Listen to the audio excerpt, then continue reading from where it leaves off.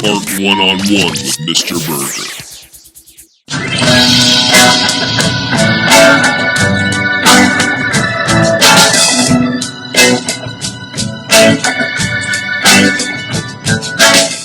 Welcome to another episode of Art One-on-One. I'm your pod boss, Nichole Jordan, alongside your professional artist and master educator, Mr. Burgher. And you're just wanting to show off that cup. I know that. You want people to see you drinking from your Muppets cup. I'm going to intentionally hold it just like this so nobody can see it. Yeah, how are you doing today? Oh my gosh, you're awful. Let's just discuss. Can we just start by discussing your cup? Like in your infatuation with the Muppets? Well, people can go back and look at my content on Jim Henson, The Fraggle Rock, Muppet Show. I've done videos on all of them. Really? You wouldn't know because you don't look at my old stuff that isn't. I don't remember those videos, but I know you're infatuated with like the Muppets. The Muppets. You make your kids watch it. You try to make me watch it. Make them watch it. You make them watch the Muppets. They're like, I come in and I'm like, do you really want to be watching the Muppets? No. Who? Hank and Etta. They love the Muppets. You love the Muppets. They like. What about the Muppets do you like? I just think they're funny. So it's the humor. Yeah. I mean, that is an interesting question, what you like about them. It's like family. Yeah, I would agree. You are kind of a weirdo like the Muppets. It's like family. It's like, I don't know, it's that nostalgic thing, you know, like as a little kid, you know, watching the Muppets with my parents and, you know. That was not one of my favorite things. Muppets, what else did you like to watch when you were little?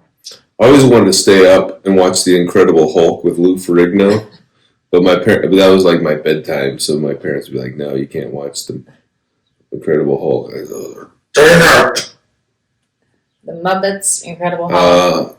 A-Team. I always like again the same Mr. thing. T. Mr. T was a big time guy.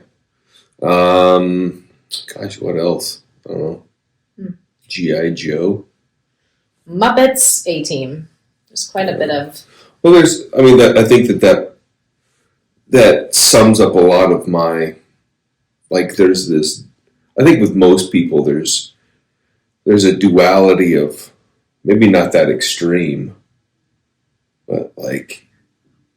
I don't know if that is the norm. That's my norm. That's your norm. Like, in certain situations I'm very, like, spiritual and grounded, but then other situations I'm like, let's go have a drink, have a good time, get a little wild.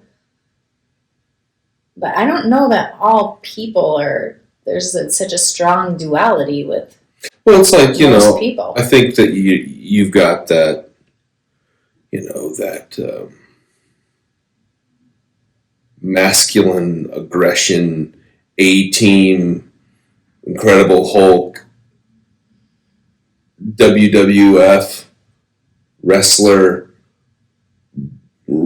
fighting and scraping and shooting at people and whatnot. But then the Muppets, and they're feminine. Fun, and I wouldn't call it feminine. That's the balance, the feminine balance in you. I don't think it's. I don't think you don't think the Muppets would be considered more of a feminine balance? No, I don't think it's feminine. But there's nothing. You should have feminine. All people should have a balance of masculine and feminine. I'm not saying that they shouldn't. But what I am saying is I don't see the Muppets as being masculine or feminine. I think it being more lighthearted, a little less serious. And I don't necessarily think of women as being lighthearted and less serious. Those are feminine qualities, though. I disagree. Okay. I don't think that being lighthearted and, I mean, I don't know. I think there's a lot of people that would be offended by you saying it's more of a feminine quality. It just is. I'm not saying By If you you look saying that, at- you're saying that males aren't able to No, I'm have... not. Males have a balance. A good male has a balance of masculine and feminine qualities. So does a good female has a balance of masculine and feminine qualities. There are female qualities that are negative as well. I mean, it's not like... Okay. This seems like a real controversial topic that you're wanting to go down, and I don't know that... I don't know that there's anything controversial about it. I think it's very controversial. Okay, well, let's To say that it's like saying boy colors are blue and girl colors are pink. There are no such thing as masculine or feminine colors. Okay, so I'll give you another instance. The masculine, what do I want to say? There's a masculine trait that is like go, go, go, do, do, do, gotta be working, doing. That's a masculine I think that's a stereotype. quality. Okay, well, in the feminine balance of that is, or the feminine side of that is like, I'm not going to do anything. I'm just going to be super laid back and da da da da. There's extremes to both of those. So again, you're... Like you can be lazy. There's the feminine, laid back, not going to worry about anything. There's obviously a downside to that. Okay. Just like there's a downside of too much go, go, go, do, do, do. Okay, well that, by that logic, it's men are goers and doers and women are lazy. I'm not talking People. about men and women. I'm talking about masculine traits and feminine traits. So you're saying that the most masculine of masculine are goers and doers and people that accomplish things, and feminine What's wrong with that trait? and people That's a positive people thing. with feminine traits are lazy bums that just want to take a nap. No, I'm just I saying mean, there's a balance in the middle of those I think masculine and I think feminine. people that are workaholics have a problem, and people that just want to lay around and do nothing all day also have a Exactly. So problem. you need a balance of both of those. But I mean, I've been on both sides of the coin. I've been a type of individual that I guess I would have in prior parts of my life, or in certain aspects, consider myself a bit of a workaholic. But I also would think that there's a time that it's like, all right, I'm going to shut her down, and I'm going to just sit here on the couch and try to watch. You're balancing out the masculine and the feminine. But I don't know. I'm too much of the go, go, go, do, do, do. Like, I need to do more of the Yeah, laying around. you're very not thinking mannish. I should be. I am. I need to be much more feminine, and I'm not. I would totally agree with you. My friends would tell you the same thing. I'm saying that to be funny, and you're agreeing with me, but okay. I know what you're saying it as, but it's a true thing. It's a true statement. I think the first order of business today is to go into our Oracle readers and Ask the art guides. Ask the art guides. That's the name of this segment. And we're going to ask the art Oracle folks for guidance and wisdom to get this conversation back on some sort of track. And what have you pulled from the other side of the art world?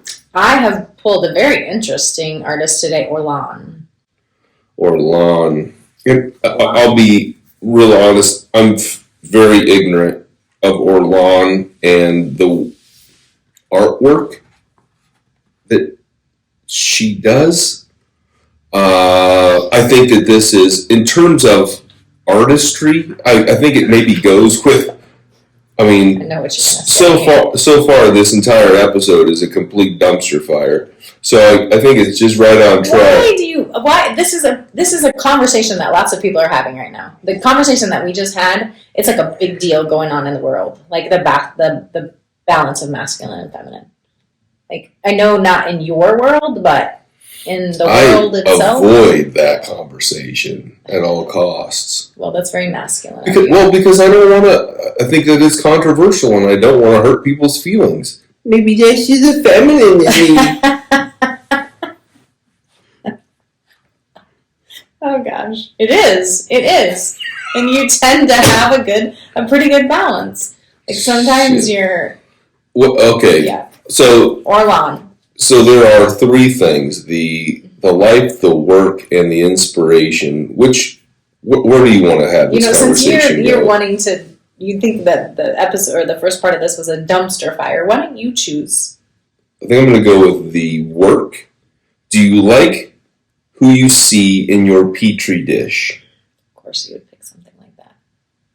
Do you like who you see in your petri dish? Petri dish? I think that, I don't know a lot about Orlan. So I know that a lot of what her work has to do with cosmetic surgery and things like that. Right. I'm not going to get into it a whole lot in terms of her just using that phrase as the guiding component this time. But do you like who you see in your petri dish? I think so. This means genetics. Is that what it's referring to? I think so. Or like who genetically you came into this world as. This is a hot topic today. It is just about as on topic as the masculine and feminine right traits. On the same, yes. It's right on the same path. Whatever. All right, so do you like who you see in your petri dish? I think that I've always appreciated who I am genetically. I think that it's difficult being an adopted person. Having, there are lots of things in my life story that are maybe fascinating or compelling stories in one way or another. And I've got a bunch of them. But are you designed genetically to do what you do?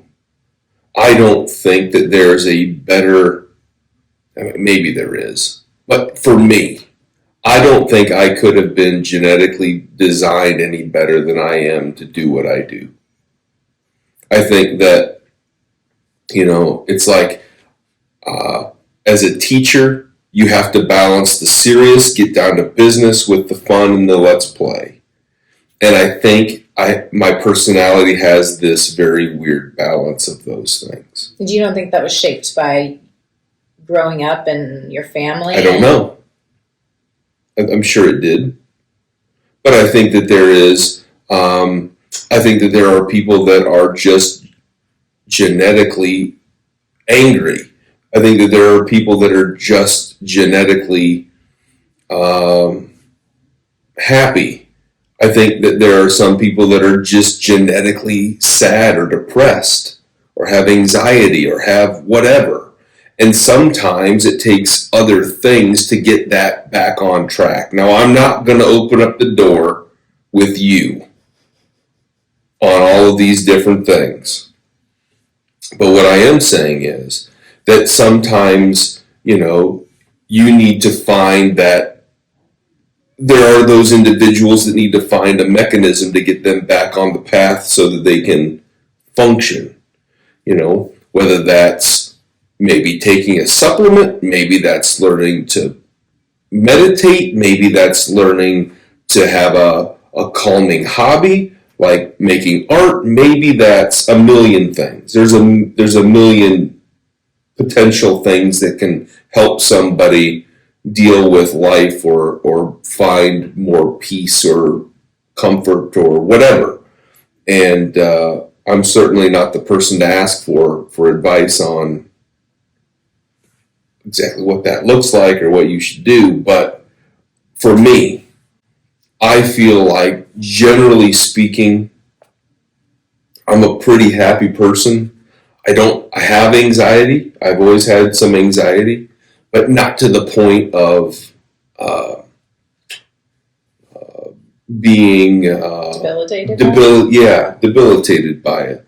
There have been times in my life that I've taken medication for it. There have been times in my life that I've been able to, just kind of make art and find that zen in my life and whatever. But, genetically, I'm pretty happy with who I am. Are there things that I could do better? Sure. Are there things that may be contributed to by my diet or my exercise or my family that I grew up in or that raised me or, nature and nurture? We've talked about that before in other episodes. But, for me, I think that, that's it. I think generally speaking, I'm pretty happy with who I am genetically. I think everything's in pretty good alignment. I think that there are, like, I'm the kind of guy that, to your point that you were making earlier, I think I'm the type of person that I'm not so wrapped up in trying to be overtly masculine that being, when I was in college, for example, I hung out with theater majors. And people assumed, oh, you hang out with theater majors, you must be gay. I didn't care if somebody thought I was gay or not. I mean, that doesn't bother me. I remember even as an elementary kid, my mom and I went to, I think it was Kohl's department store. And at that time, back in the 90s, they sold a brand called St. John's Bay. Do you remember St. John's Bay? Mm-hmm. And it was kind of like, northeastern, like outdoorsy type of wear, like something you might find, like, I don't know, whatever. St. John's Bay. Anyway, they had a couple of sweatshirts that I really liked. One was this blue sweatshirt, and it had these, like, hunting dogs on it. Or no, there were these deer on it. These white-tailed deer on it. I thought, that's a really cool, I really like those deer on that sweatshirt. And then there was one that was pink, and it had some geese flying across it. I thought that was a really cool piece of artwork. I liked it. And it was on a pink sweatshirt. It didn't bother me. And I remember there being, and this is probably like 6th grade, 5th, 6th, 7th grade maybe. And I remember there being a teacher saying, well, I'm really proud of you for wearing a pink sweatshirt. Because there's not a lot of boys that would wear a pink sweatshirt. And I really never thought about it until they brought it to my attention. But I've always been that way. If I like the design, I could care less if it's pink or purple or green or orange. Kids have asked me a million times, what's your favorite color, Mr.? I don't have a favorite color. I'll wear them all. And you see what I wear to school. I'll wear pink. I'll wear purple. I'll wear black. I'll wear white. I'll wear whatever I want. I'll wear flame orange. It doesn't really bother me. Like, I'm not really self-conscious about anybody labeling me because of the color of my clothing, or thinking that if somebody honestly, there have been a couple of times that people have said, I thought you were gay. Look at the way you dress. I'm like, I take that as a compliment. Like, to be thought of as somebody that dresses well and associated with, I think that's maybe a stereotype misconception, but right. I'm okay with, I could care less how people think of me as long as, hey, he dresses well. Well, I think, that's a good thing. Most people are not that confident to do that, especially in today's day and age with growing up and the harshness of people sometimes. But yeah. I think the fact that you were, I don't know, I myself don't know that I love the petri dish that I was dealt, but I think I'm much more, I think as we grow, as we evolve, as we age, as we get smarter, you learn that you just like, I don't care what people, as long as I'm happy and doing what I want, doing what I love, being who I am, I could give a shit less what anybody else thinks. Right. But my goodness, that didn't happen until 10 years ago for me. Right. I think that there are certainly those people that, and again, to take it back to artists, I think that there are a lot of artists that aren't happy with how they think. They're not happy with various things, which is probably why there's a lot of artists that are afflicted, that we've looked at and you've pointed out, that are afflicted with mental illness or dependency on alcohol or drugs, or they lean toward those things, or whatever. They kind of they have their vices to try to deal with that petri dish. And I think that for me, it's like, this is the hand of cards that I've got, and I'm going to play it. And, Well, that's what's interesting about this lady, though. It's like, I don't think she was doing it because she didn't like who she was. She was doing it for the mere fact of wanting to be artistic and wanting art on her body. Yeah. I think it was like somebody's forehead. She wanted her forehead to look like somebody. She wanted to look some aspect of her face to be like Mona Lisa, which to me, that is, now we have digital. Now, nowadays you just do that digitally and you don't actually have to go in and have a surgery to do that. So it seems off the wall, but... Well, I mean, you can look at photographers like Cindy Sherman, who we've talked about in the past, who Cindy Sherman might take photographs of herself in different characters or costumes or whatever. Yeah. Or we look at someone like Jim Henson, who's making Muppets and puppets and all kinds of, like a whole universe of characters that operate under, like these are the rules that Kermit the Frog lives by, or these are the rules that Rolf the dog, like each character has its own personality and framework of, this is how that character operates in the world. Who was the artist that had the whole world, like a smaller version of, oh my gosh, we just covered him not that long ago, but he was a very different artist, which is a lot of them, but he had his own like little city in the back with the little people, and like very intricate pieces of, and it was like he created this world because he wasn't comfortable with the outside world. Do you remember that artist that we... I have no idea what you're talking about. Oh my gosh.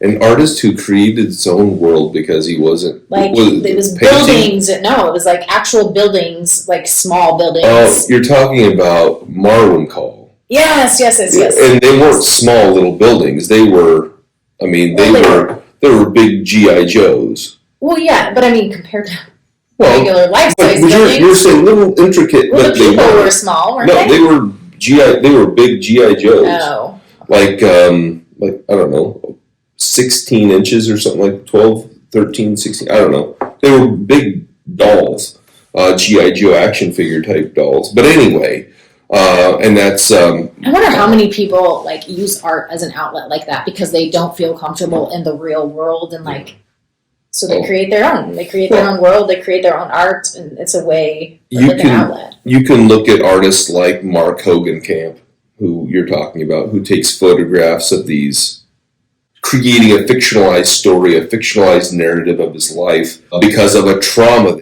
Frida Kahlo created these surrealistic works that were oftentimes based on this alternative universe. Now, she never saw herself as a surrealist, but, they create this warped sense of reality, and she did this, to some degree, to deal with her afflictions in life and traumas and things like that. And I think that there are a lot of artists that I myself make artwork to deal with certain things and situations and components of life that aren't very easy to deal with. So, you love, you lose, you have sadness and happiness and all of these things in your life, and you want to make art that kind of comes out of that, whether that's an artwork that's based on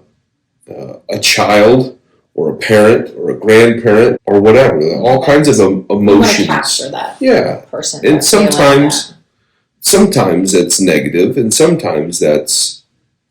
Remind me what surrealism is. Surrealism, in a nutshell, is realistic images in a dreamlike setting. So, how,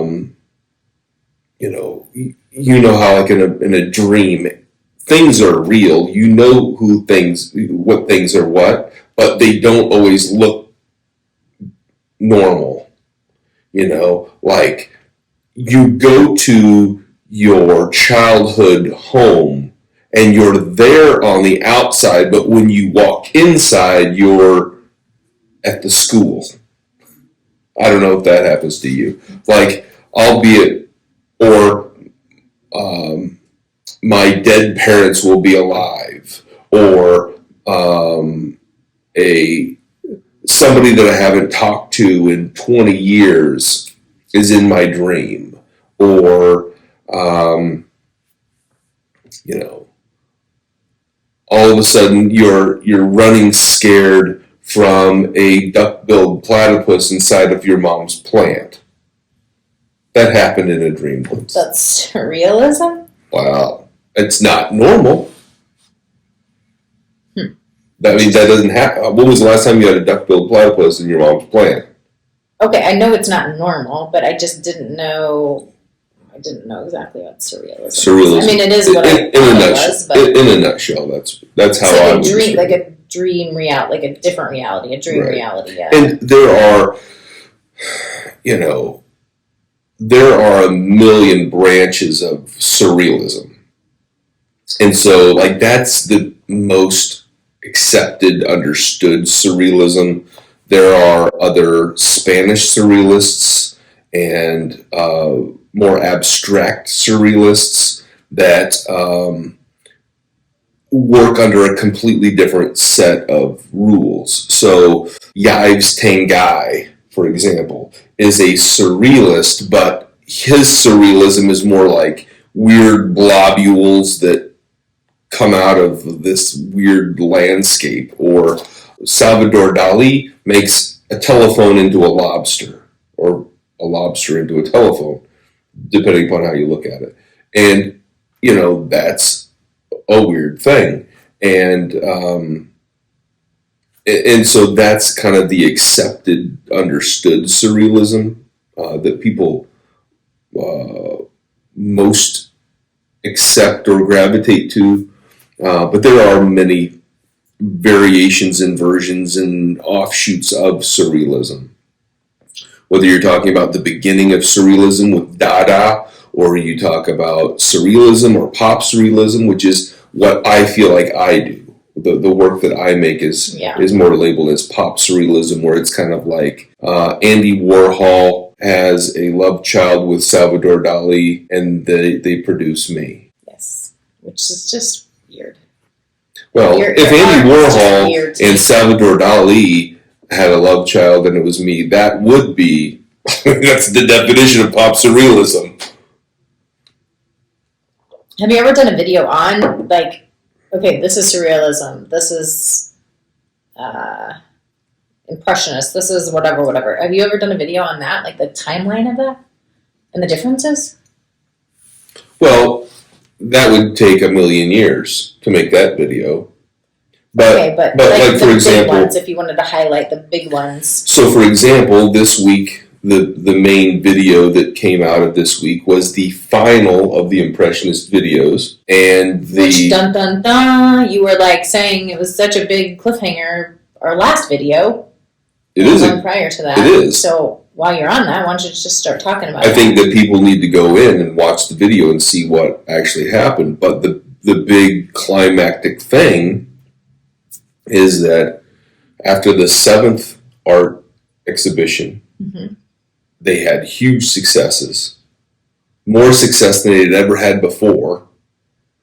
And the people that got involved started showing the artwork. There was a big gap of time from the 7th to the 8th. And they started marketing to other places like the United States. And the art market started opening up. There were American collectors that were getting more interested in buying those things. And so sending them to the United States, the Museum of Modern Art was wanting to look at these sorts of things. So they're finding more outlets besides is it the salon that they were doing it in? Right. Well, the salon was the big show in Paris. Okay. And maybe, and I shouldn't say the Museum of Modern Art. The Museum of Modern Art wasn't quite, I mean, that's inaccurate for me to say that the Museum of Modern Art was buying stuff. What really wasn't quite there yet. But American collectors were definitely looking at buying artworks. They were looking at, art buyers were looking at Monet and Sicily and all others that were in that Do you Impressionist think it was line. as a result of that art exhibition, or Yes. it's just okay? Yeah, well, not necessarily that exhibition, but the artists were seeing monetary opportunities in the United States by bringing their artworks here. The main gallery individual, Paul Durant Rule, was seeing successes by bringing artworks here, and so it's like, why are we having these shows where we're maybe making some money here when I can send all that work to the United States, put on a couple shows and galleries and this, that, and the other thing, and then we're rolling in money. And people are. What was stopping them from doing that before? Just exposure, like they finally got the exposure that they needed? Financial? Depends.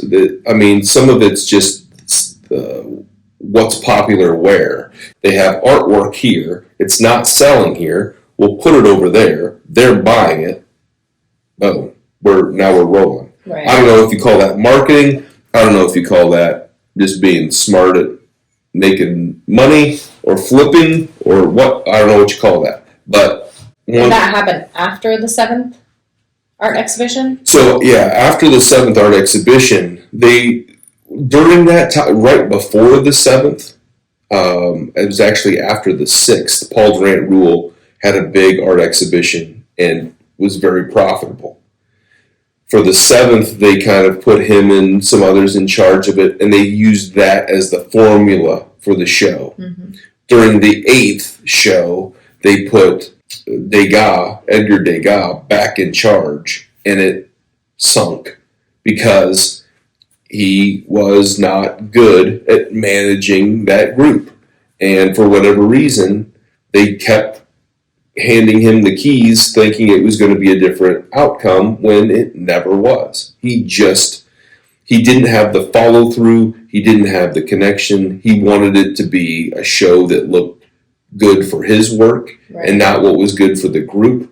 And it's interesting how one bad, like, it worked without him, and then it didn't work with him. Like, we were just having this conversation in our meeting this morning, our coffee, cards, and connection. It's like you have this core group, and if you put one person in it that doesn't align, it just messes up the whole mojo of the entire group, which is the same concept with Degas. I feel like he was just like that. You can see that in all kinds of areas of life. I mean, you see that in a classroom.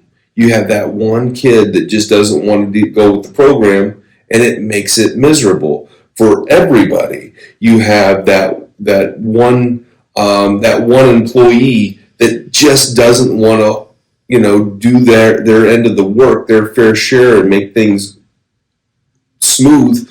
That makes the working life miserable for everybody else. You have that one person that's dragging their feet. You have that one family member that never likes the food. Right. And so it's like, why can't you just be more agreeable? And we see that in our families. We see that in our work. We see that in our all kinds of areas of life. So it being a part of the art world is probably no surprise. Right. As with a group of artists, you're always going to have the one person that's like, and again, if you took them out of that element and you put them with other like-minded people, maybe that would be more successful. So why did they bring Degas back in then? If it worked so well without him, what was the point of bringing him? How did that end up? Basically, because I thought they kind of booted him before, didn't they? They did. Yeah, inadvertent, like inconspicuously. I don't know if that's conspicuously. I don't know if that's the word. That doesn't. They were trying to inadvertently kind of push him out without telling him directly, weren't they? They basically, yes. I mean, they said that you were not going to invite certain people. And they knew he would. And so in protest of that, he left. Okay, so how did he get back in? It went so well. What the hell? Why did they bring him back in? Oh my gosh. Okay, fine. watch the video to find out. If you want to know how they got back in, watch the video. Very simple. Watch the video. Okay, we will watch the video and talk about it next time. So speaking of watching videos, I went into the archives. Yes, Journey into the Archives. Yes, our segment of Journey into the Archives. And with December coming up, or we're in December now, the first full week of December. Yes. Which I hate this weather. I chose to watch the video on Charles Schultz. Charles Schultz.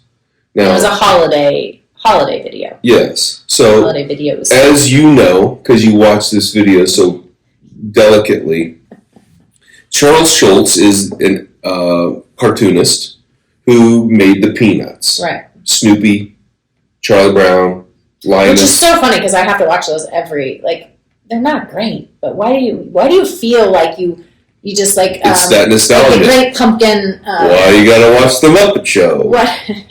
What is the one with Charlie Brown and the Great Pumpkin? It's a Great Pumpkin, Charlie Brown. Yes, it's a Great Pumpkin. It's awful, but I have to watch it. Well, they had tradition. The first 3 holiday specials that he made were. He started with the Christmas one, and then in subsequent years he did the Halloween and Thanksgiving.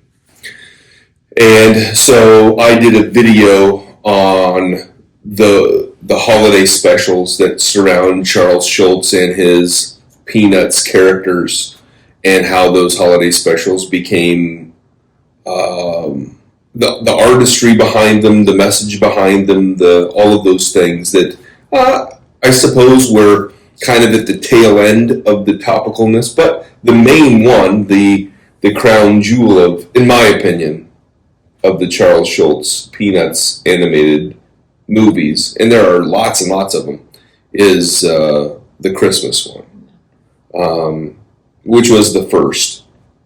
And it's interesting, how he had certain expectations of what the show was going to be and all of that, and what was going to be the message of it. And So isn't that, do they come up that, maybe it's different for everybody, but do they come up with a message first when they're creating something like that and then go back and create the animation? Or do they, it's different, it's different for I'm sure people, every project is probably different, but I know with Charles Schultz they came up with, the first thing was, okay, what's the story going to be? Then they came up with the story, and then after they came up with the story, then obviously they made it. But his big thing was, I don't want Santa Claus in it. I only want it to be in his view, the true message story of Christmas. What is it really about? So there's that scene where all the kids are, playing the music, and they're trying to put on a Christmas pageant, and then Linus gets up there with his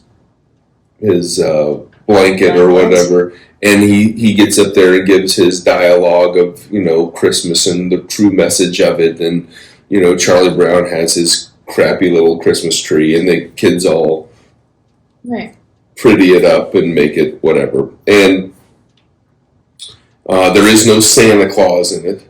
There's none of that sort of thing in his Christmas special, and the executives, I believe it was CBS where it was on.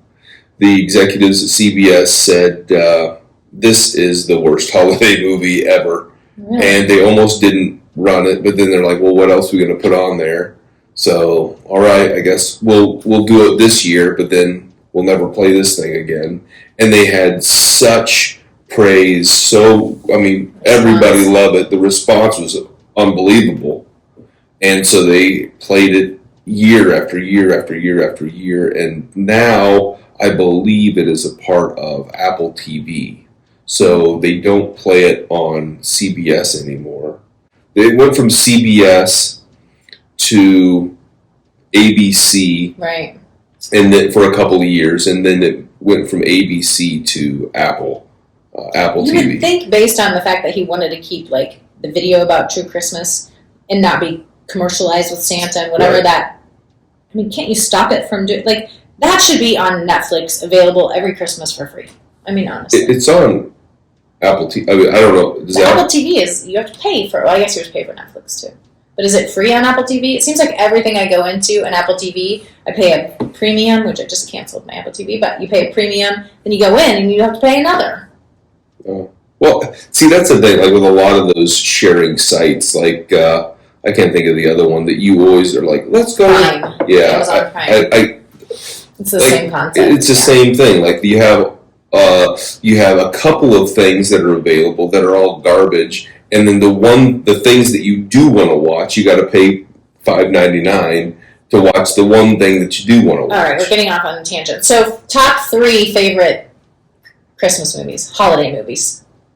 Christmas for you. Holiday movies. Oh my gosh! Well, you put me on the spot. That's the point. See, you can't. I know you're going to give me some. I can't. I don't have favorites. There are ones that you, to your core, like to watch each year. There are more than 3. Okay, top 3. If you have to give me 5, give me 5. But okay, my top 3. I'll give you my top 1, then you can give me 1. How's that? Okay. I'm going to do Polar Express is my favorite. And it's not a very old, it's like not a traditional one, but that is my top. I love the meaning behind Polar Express. Polar Express is a cute The bell. I have the bell. Yeah. Okay, what's yours? The Polar Express is a cute movie. I really like National Lampoon's Christmas Vacation. Yes. Clark.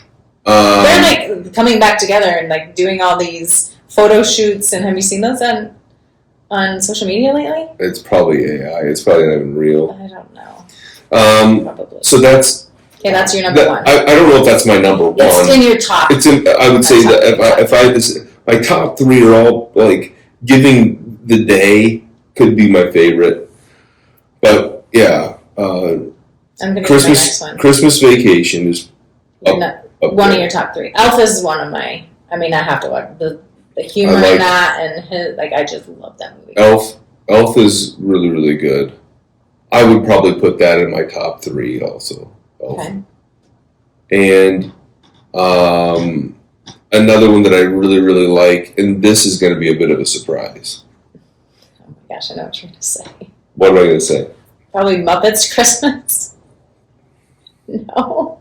Muppets Christmas. Yes, isn't there Muppets Christmas? There are several. Actually, the mom is like, they're in the boat and they're rowing the boat and the otter. And the otter and the yes. Isn't that? That's a great. If you haven't seen Emmett Otter, I can't think of the whole, but it's like the Jugtown Band or something like that. Yes. Emmett Otter is a great holiday movie. Okay, but I would not say that's my top 3, but that's definitely one that I watch. And there's also a Christmas special that it was the Muppets and the Sesame Street, and they all get together at Fozzie's mom's house for the holidays. But the Fraggles are in it, the Muppets are in it, Sesame Street is in it. Back to what your next one is. What's back to what you were going to say? But I would say the Muppets did the Christmas Carol, Muppet Christmas Carol. Oh. That's probably one of. I like the one with Jim Carrey. There's one from the 1930s, like a black and white, old school a version of A Christmas Carol that I really like. Also, you didn't care for the Jim Carrey one. I didn't. But the one with the Muppets, I really like too. The Holiday is one of my favorites. So that's the adult. It's an adult. Yeah. With Cameron Diaz. Is it Jude Law? Yes. Yeah. And I honestly, who's the guy that does rock? Is Jack Black? Yes, Jack Black. Yeah. And I've seen bits and pieces and parts of it, and I kind of understand the story, but it's been a while since I've seen the whole thing. But there is another one that's called The Night Before, where it's a Christmas movie that's very adult in nature, and there's a lot of things that kids should not watch, and it's awful. But who's the actor that's in that? It's very rough. Yeah, there's several actors. It is that are, vulgar. I can't think of their name. The one guy is I can't think of any of their names off the top of my head. That's okay. It's very vulgar. I know they're. I can see his face, but I don't know the people.